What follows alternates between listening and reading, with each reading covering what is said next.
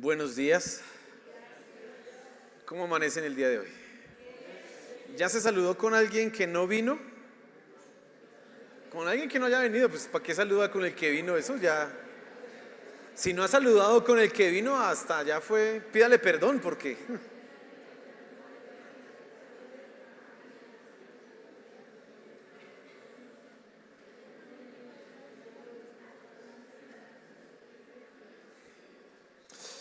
Amén. Por favor, abra su Biblia en Juan capítulo 1. Juan capítulo 1.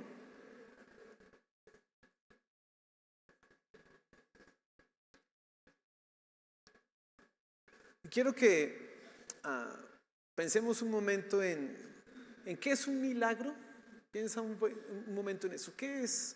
¿Cómo definimos nosotros un milagro? Si alguien nos preguntara, ¿y qué es un milagro? ¿Qué sería lo primero que se nos viene a la cabeza? Probablemente una de las cosas que más rápido llega a nuestra mente es algo extraordinario, fuera de lo común, algo sorprendente. Eso es lo que nosotros podríamos pensar que es un milagro. Ahora, mire cómo nosotros de alguna manera entendemos eso, pero también usamos la palabra milagro para cosas comunes y corrientes, cosas que son como del diario vivir. Por ejemplo, los papás, los padres dicen cuando tienen sus hijos, es un milagro, este hijo es el milagro de Dios. Bueno, un teólogo muy famoso que se llamaba R.C. Sproul decía que cuando las personas usaban el término milagro para referirse al nacimiento de un bebé, estaban malentendiendo lo que significaba un milagro, porque un milagro precisamente es algo que es fuera de lo común, y algo que es muy común entre los seres humanos es tener hijos. Entonces eso de ninguna manera puede ser un milagro, decía R.C. Sproul. Aunque nosotros también nos damos cuenta que para muchos ha sido complicado el asunto de tener hijos, y entonces se vuelve un milagro. Pero si somos juiciosos en el uso de la palabra milagro, no podría aplicarse a cosas comunes y corrientes, sino tendría que ser algo extraordinario, algo como, ¿recuerda la historia de Lázaro? Bueno, ¿cuántos nosotros hemos visto que salen de entre las tumbas y amarrados así como momias? ¿A cuántos usted ha visto? Se nos cuenta de un Lázaro. Y en la Biblia usted encuentra otras resurrecciones, pero no son más de 10, no son más de 20. Eso sí se puede considerar de una manera técnica como un milagro, o la alimentación de 5,000 personas con apenas ¿cuántos panes? Y los pececitos, pequeñito, poquito, y de repente eso sí es algo que es un milagro, ¿cierto? Pero yo quiero que hoy te fijes en algo particular, y es precisamente lo que hace alusión al título de la enseñanza esta mañana, Dios de carne y hueso, en donde nosotros vemos en Jesús las dos cosas que hacen un milagro: lo extraordinario, pero también lo común. Quiero que tú te fijes un poco en eso esta mañana. Y tradicionalmente la fecha hoy es el famoso Domingo de Ramos, ¿no? Usted sabe que según la historia, la tradición, este domingo, hace 2000 años, el Señor Jesús entró a Jerusalén y fue coronado, entre comillas, o alabado como el rey de los judíos. Y entonces decían las personas: Hosana al hijo de David, Hosana al que viene. Y le recibieron. Una semana después lo estaban crucificando. Imagínense cómo cambia de rápido la opinión de las personas. Pero cuando él iba entrando, lo estaban adorando. Un milagro estaban presenciando ellos. Quiero que hoy pensemos un poco en eso. Estamos tratando de entender lo que Juan quiere decirnos acerca del Señor Jesús. Y creo que en este punto Él quiere que tú y yo tengamos claro que el Señor Jesús es el milagro más extraordinario, pero a la vez es lo más común que pueda existir. Vamos a tomar el tiempo para entender eso, pero antes oremos para que Dios se mueva esta mañana. Señor, gracias, gracias. Como cantábamos, tú eres el santo, tú eres el que vive por los siglos de los siglos. Y mi Señor Jesús, te veremos venir un día, te veremos en las nubes, anhelamos ese momento. Pero mientras llega, te suplicamos que ahora tu palabra sea clara para nosotros, que podamos ser enseñados y nuestros corazones puedan rendirse ante la maravilla de lo que tú eres, mi Señor Jesús. Por favor, háblanos esta mañana. Amén y amén. Dice así, Juan capítulo 1, versículo 14. Vamos a leer solamente ese pasaje. Dice: y el Verbo se hizo carne y habitó entre nosotros, y vimos su gloria, gloria como del unigénito del Padre, lleno de gracia y de verdad. Quiero que lea usted conmigo ese versículo. Mire, es muy corto, lo vamos a leer en unísono a la voz de tres. Bueno, vamos, 1, 2, 3. Y el Verbo se hizo carne y habitó entre nosotros, y vimos su gloria, gloria como del unigénito del Padre, lleno de gracia y de verdad. Amén. Hemos visto, y Juan empieza su evangelio mostrándonos a un Dios que antes de que existiéramos ya existía Él. Nos está mostrando un Dios que en el amanecer de los tiempos, ni siquiera podríamos decir en el amanecer de los tiempos, en el amanecer de todo, ya existía, pero que no era solo. Dice, en el principio era el Verbo, y el Verbo era con Dios. Recuerda eso, ¿no? Y entonces encontramos un Dios trino, un Dios que no está solo, sino que en sí mismo está compuesto de tres personas.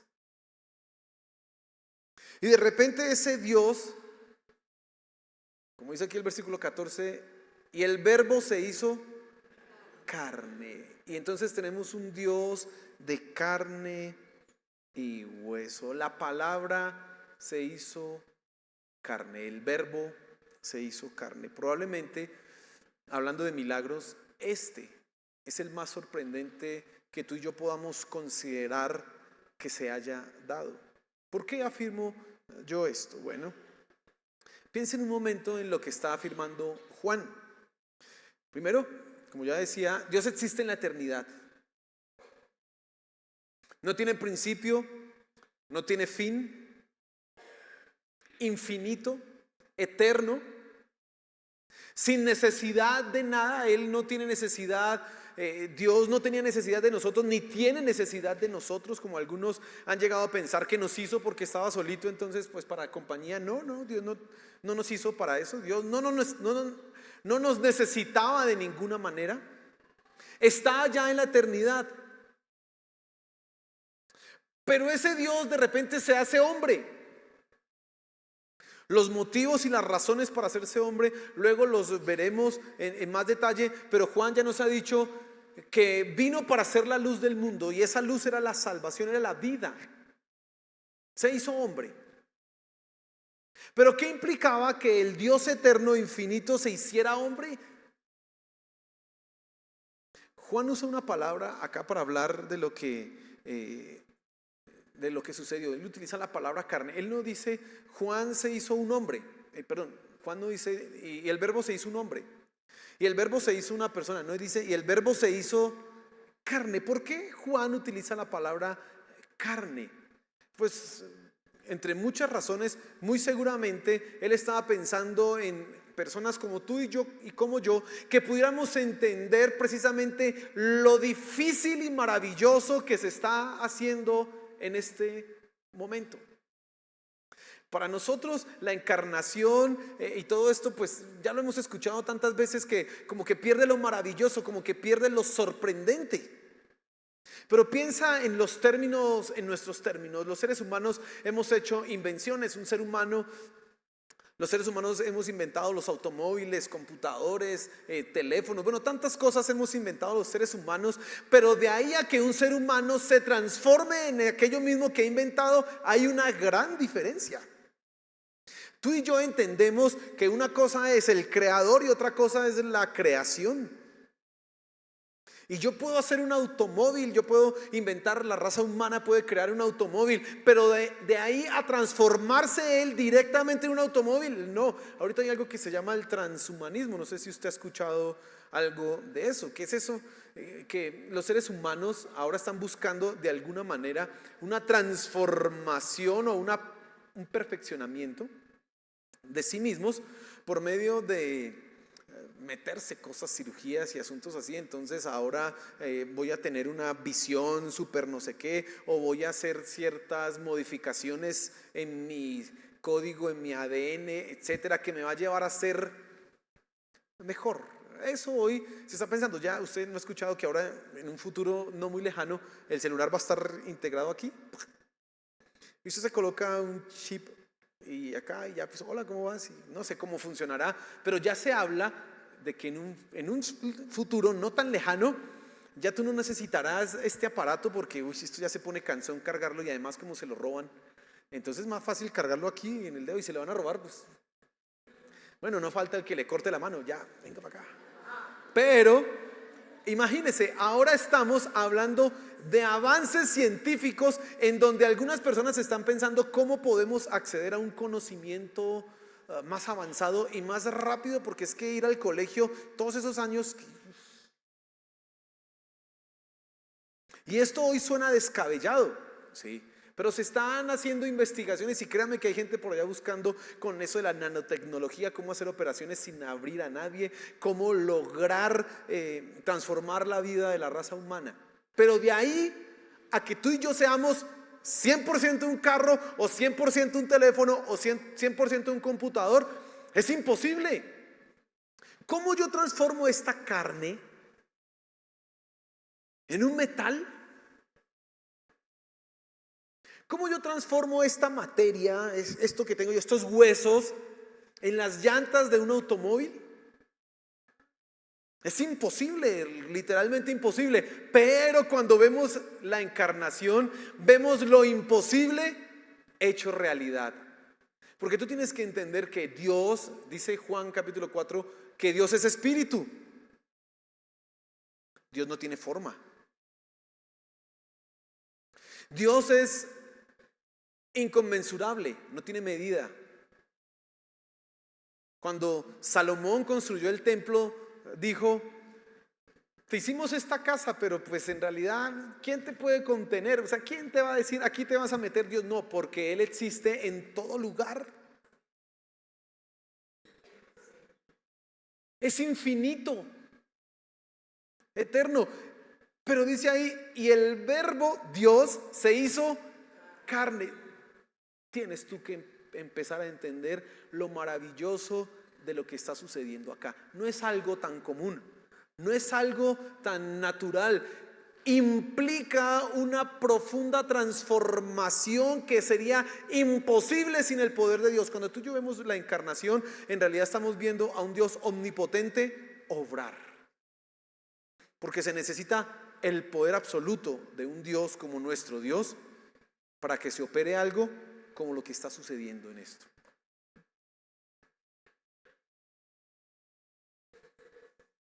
No es tan común, no es tan natural ni normal.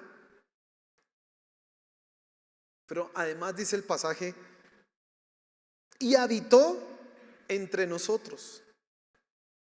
Y no solamente es que Él se encarnó, se hizo hombre, sino que habitó entre nosotros, vino a estar en medio de personas, en medio de gente como tú y como yo. Ay, hermano, ¿sabes?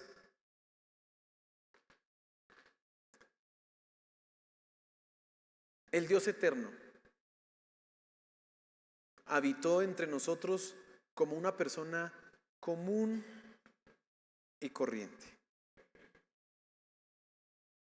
Se acaba de operar el milagro más extraordinario, Pero ese milagro más extraordinario se hizo realidad de la manera más común y corriente. ¿Cómo nació el Señor Jesús? En un pesebre, de la forma más pobre, casi que en la escasez, allá en un pesebre. ¿Cómo es posible que el Dios eterno venga a este mundo? Él podía reclamar todos los derechos y todas las posiciones y sacar a Herodes allá del trono y bueno, aquí es donde van a hacer yo, ¿dónde está la mejor cama? Aquí es donde yo me voy a acostar. Y aquí mi madre, la que me va a parir, aquí es donde ella me va a tener. No, en un pesebre. Veía yo algo ayer con mi esposa, decía un predicador, decía, este Jesús nació al lado del estiércol de vacas o de ovejas o de burros. ¿Se imagina? ¿Sí lo logra comprender? Ahorita cuando en Navidad hacen los pesebres, esos son bien limpios y bonitos. Lindos, esos son inmaculados, ahí sí. Pero ¿usted cómo cree que era ese pesebre? Lo extraordinario se hizo tan común, casi que rayando en lo vulgar, porque por eso era tan chocante para la élite religiosa que buscaba era estatus, que buscaba era clase. Y este es el Mesías y le preguntaban los discípulos, si tú te quiero seguir. Y él dijo, bueno, el Hijo del Hombre no tiene dónde recostar la cabeza. Tan común. El propósito de Juan, cuando escribe el Evangelio, es demostrar que este Jesús es Dios. Ahora, para ellos, hace 2000 años, era necesario una demostración de su divinidad. ¿Por qué? Porque ellos veían una persona común y corriente caminando con ellos. Los discípulos estaban viendo una persona que comía, una persona que dormía, una persona que se cansaba y necesitaban las señales y las evidencias de que esa persona tan común era Dios. Los milagros. Vamos a mirar eso más adelante. Pero tú y yo, que estamos a una distancia de 2000 años, no necesitamos ver ahora al Dios majestuoso porque quizás lo podamos entender, sino necesitamos recordar que era una persona común y corriente como tú y como yo, pero era el Dios hombre, las dos cosas al mismo tiempo en la totalidad de la esencia, divina como humana. Hoy tú necesitas recordar que era un hombre como tú y como yo. Miren la persona que está a su lado. Así se veía Jesús. Ahora, dice el pasaje aquí, y vimos su gloria, gloria como del unigénito del Padre, lleno de gracia y de verdad. ¿Qué fue lo que vieron los discípulos? ¿Cómo era ese Dios de carne y hueso? ¿El Dios eterno cómo era? Otra forma de hacer la pregunta es, ¿cuál era la gloria de Dios? ¿Qué significaba eso? Y te pregunto a ti, ¿qué piensas tú cuando hablamos de la gloria de Dios? ¿Qué piensas tú? ¿Qué se te viene a la mente? ¿Qué te imaginas? Hágase ahí esa pregunta. Uy, yo que cuando me hablan de la gloria de Dios, ¿qué se imagina? Unos pueden estar pensando en un resplandor, ¿no? O un trono así esplendoroso.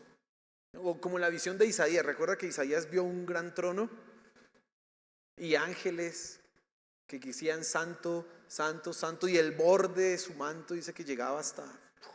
¿Qué te imaginas tú cuando piensas en la gloria de Dios?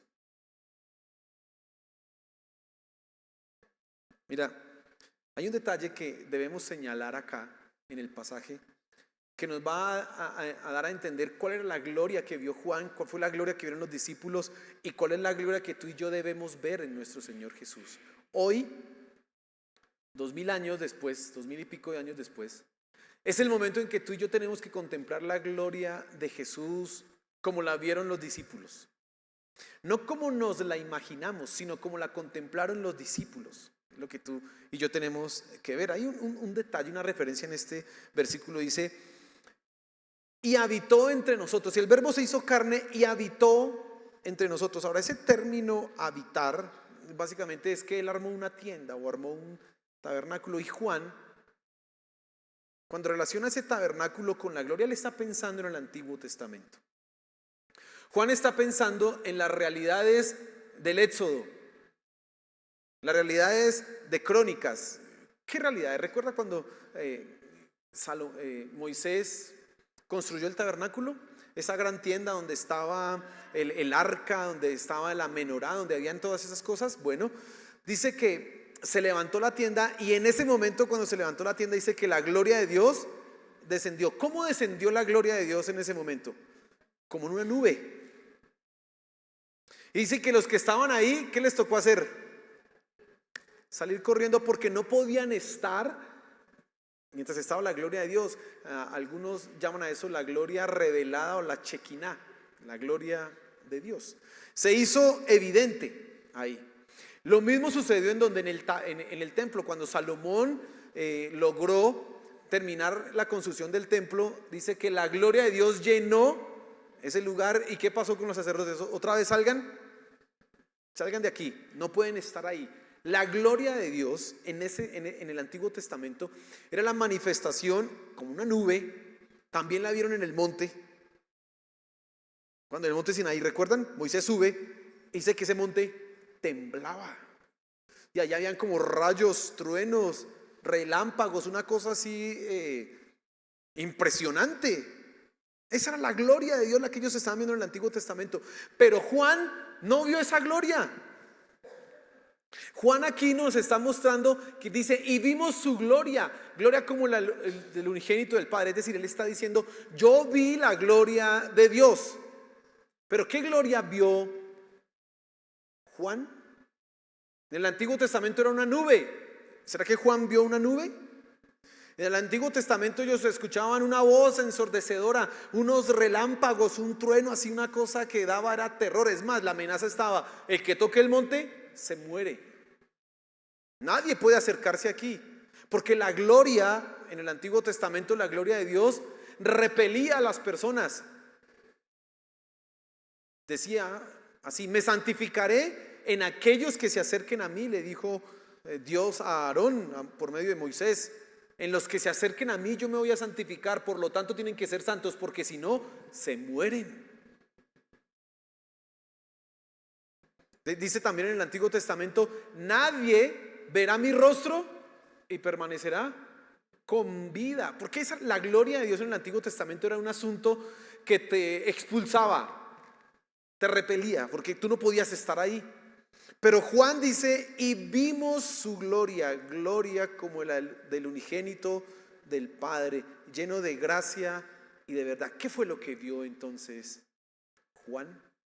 Yo quiero que se fije en esta imagen, un momento. Presten atención un momento a esta imagen que nos van a colocar acá.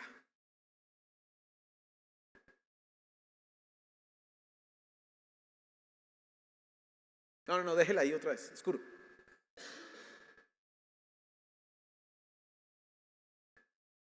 Dicen que lo más probable es que ese era Jesús. Ahora, ¿esa era su imagen de Jesús? Están todos así.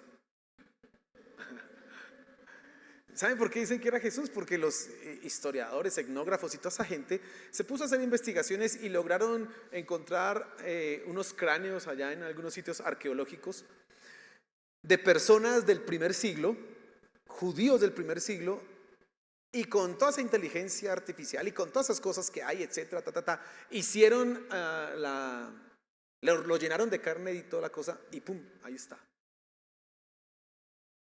¿Se le parece al Jesús que usted se imaginaba? Si este es el de Chosen, no, nada, ni parecido, ¿no? O al de Mel Gibson.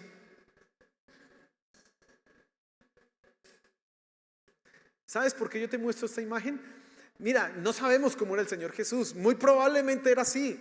Yo te muestro esta imagen por una sencilla razón, porque Jesús era algo tan normal y común. que cuando ellos vieron la gloria de Dios, no estaban viendo algo súper guau. Ellos no estaban viendo a Jesús caminando así con una luz y con la aureola como nosotros nos lo imaginaríamos. Ellos no veían a Jesús como levitando, Jesús ahí está. No, ellos veían una persona común y corriente, normal, que se cansaba, que comía con ellos. Y entonces la gloria de Jesús, la gloria del unigénito, Hijo del Padre, que ven ellos, no es la gloria que los expulsa, no es la gloria que les dice si me ves te mueres, sino es la gloria precisamente que los atrae, porque es que es tan común, es tan cercano. Tú cuando ves a Jesús, tú no ves una gloria que te dice si te acercas a mí te mueres porque eres pecador. No. ¿Qué hacía Jesús? Comía con pecadores, hablaba con pecadores. Las mujeres se le acercaban, mujeres de mala calaña, y lavaban los pies y no había ningún problema. Tocaba a los leprosos. La gloria de Jesús es la gloria que tú y yo necesitamos hoy día. No es una gloria, escucha esto, que te destruye, que te mata. Es la gloria que dice, ven, ¿estás cansado? Yo te haré descansar. Ven, yo soy el camino, la verdad y la vida. Ven. Y cuando Juan dice, y vimos su gloria, precisamente es que él está pensando en los años que él compartió, en donde él hablaba con Jesús, él se sorprendía de las enseñanzas, veía los milagros, pero también lo veía cansado, también lo veía con hambre, también lo veía con sueño, y decía, es increíble que el Dios eterno, que es Él, esté aquí con nosotros y sea tan normal. Hermano, eso es un milagro. Y yo cuando te menciono a ti que nuestro Señor Jesús es tan común y normal, no lo comprendas como que estoy bajando de dignidad a nuestro Señor. No, Él sigue siendo nuestro Señor.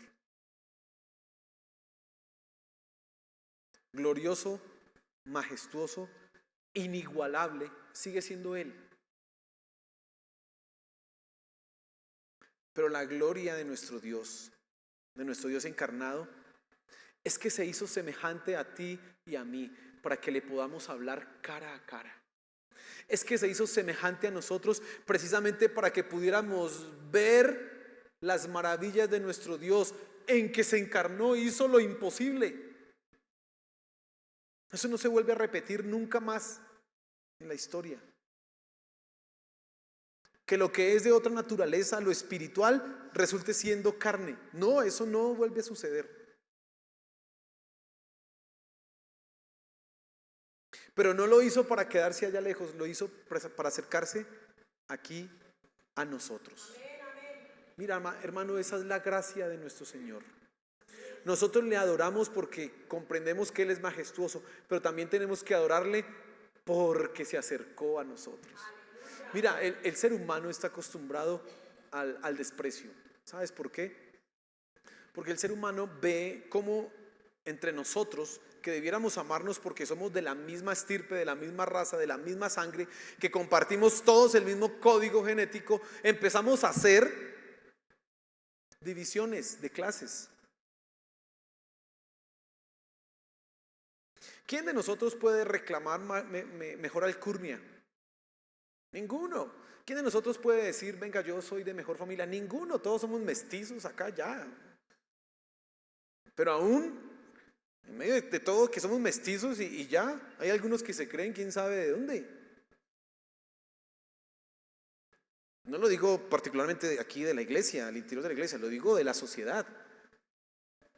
Usted ve gente que pareciera que esos es de otra familia, quién sabe, este vino de Marte y llegó aquí. Uf. Hay gente que te va a evaluar por lo que tienes y te va a mirar de arriba abajo y te va a exigir que tengas tal o cual estándar para decir, oye, si eres parte de mi grupo, sí, como que si haces parte, ¿sí? Estamos acostumbrados a ver élites. Muy pocos querrán decir dónde viven porque qué oso decir dónde vivo. Y hasta inventarán dónde viven. ¿Usted escucha eso? Ahora, más terrible es que eso se dé al interior de la iglesia. Eso es más terrible. Pero el ser humano está acostumbrado a eso. Pero cuando vemos a Dios, vemos algo totalmente diferente. Él no hizo ninguna distinción de clase, sino que vino y se hizo como nosotros. Como una persona de las más bajas de la sociedad, común y corriente, normal. Esa es la gloria de nuestro Señor. Y por eso tú debes alabarle y adorarle, porque siendo lo que era, se humilló de tal manera. Siendo el Dios en la posición que estaba, se acercó a nosotros de tal manera. Y mira lo que dice al final. Y vimos su gloria, gloria como del unigénito del Padre, lleno de gracia y de verdad. Y vamos a resaltar estas cosas más adelante, pero lo hizo. Se hizo normal para mostrarte gracia a ti, para mostrarnos gracia a nosotros, hombres perdidos, pero que no tenemos absolutamente nada, ni siquiera en términos humanos, de lo cual enorgullecernos. Para eso vino nuestro Señor Jesús, para mostrarnos su gracia. La razón por la cual hizo Él eso es para mostrarnos su gracia. Y la verdad de quién es Dios. Mira, hay gente, ya lo había dicho acá, hay gente que piensa que Dios es malo, que es injusto. Pero nunca un Dios malo haría lo que hizo. Nunca un Dios malo cambiaría su naturaleza para tomar la naturaleza de la criatura que Él creó. Nunca. Y eso es lo que tú y yo vemos acá.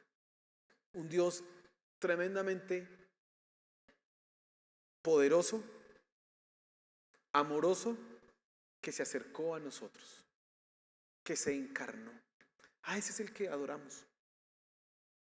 Un Dios de carne y hueso, que habitó acá en medio de nosotros, hermano.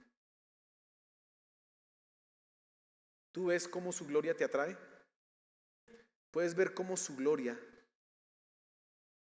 en lugar de expulsarte, te dice, ven. Mira, cuando tú ves esto, comprendes cómo Hebreos habla. Tenemos un sumo sacerdote que es compasivo con nosotros porque nos entiende. ¿Y por qué nos entiende? Porque vivió como tú y como yo. Tú puedes decir, yo soy pobre y no tengo nada. Él también lo puede decir. Es que yo no tengo ningún reconocimiento a nivel secular, ningún título universitario. Tranquilo, él tampoco. ¿Dónde ves tú el título del Señor Jesús? Es que yo no he viajado para conocer el mundo. Pues el Señor Jesús tampoco. Viajó más Pablo. El Señor Jesús no. Es que yo estoy soltero y soltera y no me voy a casar. Pues el Señor Jesús tampoco.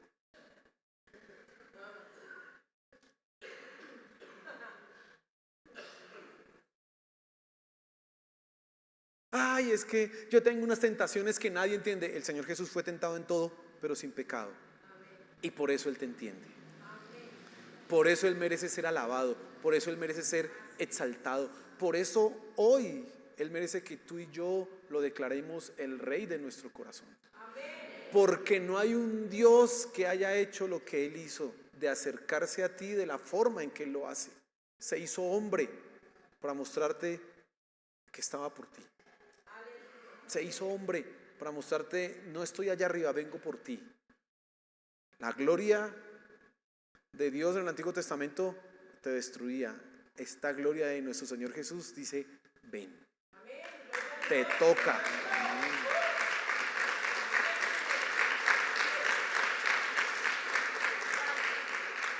Póngase en pie, por favor.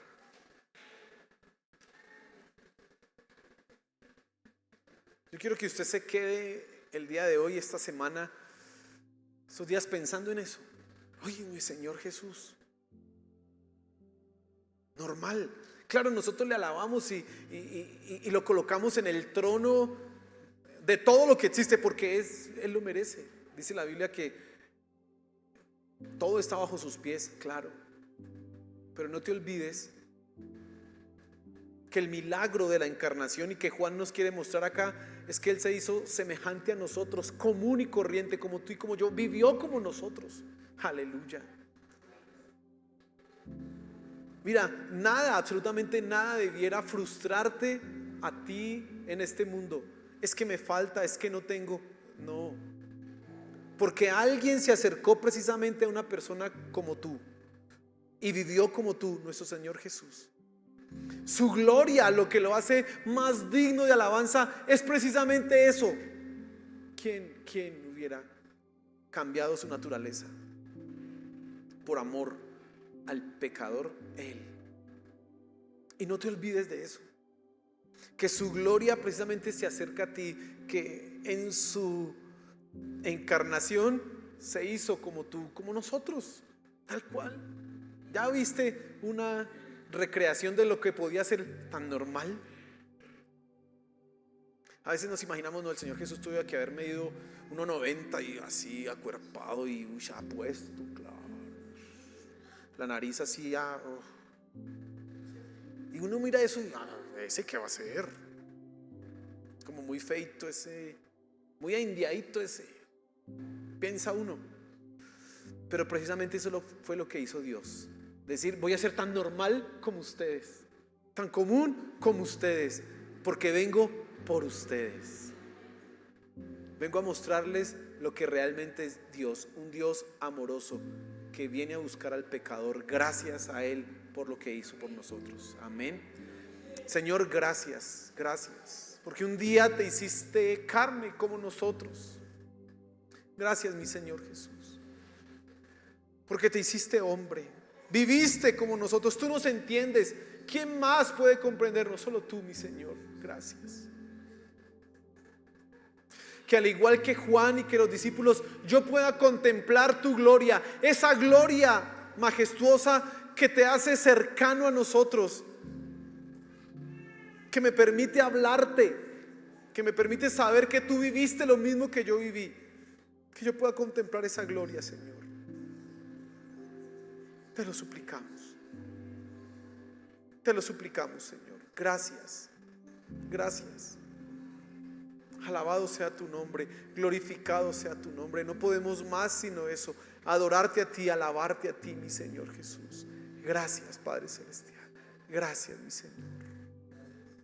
Gracias. Si te has sentido solo, si te has sentido no comprendido, era ahí un Dios que se hizo como tú, semejante a ti, que entiende que hay en tu mente, que entiende que hay en tu corazón, que entiende cada una de tus frustraciones, que comprende los anhelos de tu corazón. Él los comprende y se hizo hombre precisamente para poder acercarse a ti. Adórale, alábale, dile: te alabo, mi Señor, por haber hecho esto. Te glorifico por haberlo hecho de esa manera. Gracias, mi Señor, gracias. Gracias. Te adoramos a ti. Te adoramos a ti, Señor Jesús. Te adoramos a ti. Aleluya. Dale un fuerte aplauso a Él.